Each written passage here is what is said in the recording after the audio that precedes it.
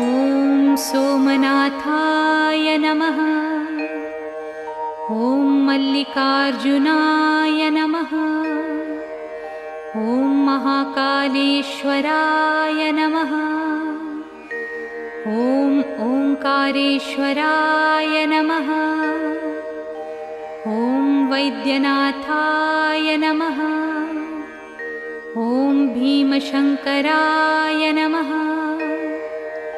ॐ रामेश्वराय नमः। ॐ नागेश्वराय नमः। ॐ विश्वेश्वराय नमः। ॐ त्र्यंबकेश्वराय नमः। ॐ केदारेश्वराय नमः। ॐ भुस्मेश्वराय नमः।